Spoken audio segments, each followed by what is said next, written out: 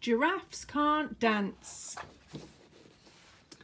Gerald was a tall giraffe whose neck was long and slim, but his knees were awfully bandy and his legs were rather thin. He was very good at standing still and munching shoots off trees, but when he tried to run around, he buckled at the knees. Now every year in Africa, they hold the jungle dance, where every single animal turns up to skip and prance. And this year when the day arrived, poor Gerald felt so sad, because when it came to dancing, he really was very bad. The warthogs started waltzing and the rhinos rock and rolled. The lions danced a tango, which was elegant and bold. The chimps all did a cha-cha with a very Latin feel, and 8 baboons then teamed up for a splendid Scottish reel. Gerald swallowed bravely as he walked towards the floor, but the lions saw him coming and they soon began to roar. "Hey, look at clumsy Gerald," the animals all laughed. "Giraffes can't dance, you silly fool. Oh, Gerald, don't be daft." Gerald simply froze up. He was rooted to the spot.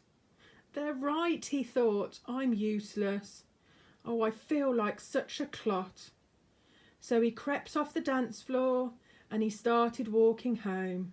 He'd never felt so sad before, so sad and all alone. Then he found a little clearing and he looked up at the sky. "The moon can be so beautiful," he whispered with a sigh. "Excuse me," coughed a cricket who'd seen Gerald earlier on, "but sometimes when you're different, you just need a different song." Listen to the swaying grass and listen to the trees. To me, it's the sweetest music, is those branches in the breeze. So imagine that lovely moon is playing just for you. Everything makes music if you really want it to. With that, the cricket smiled and picked up his violin. Then Gerald felt his body do the most amazing thing. His hooves started shuffling, making circles on the ground.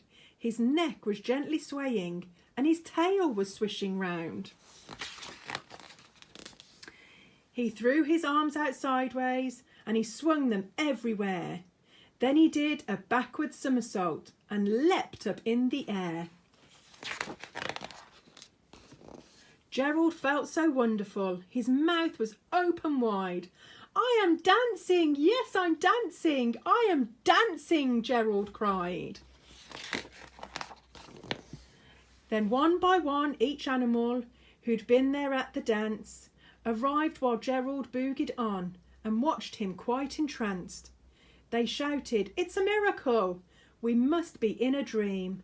Gerald's the best dancer that we've ever seen." "How is it you dance like that? Please, Gerald, tell us how."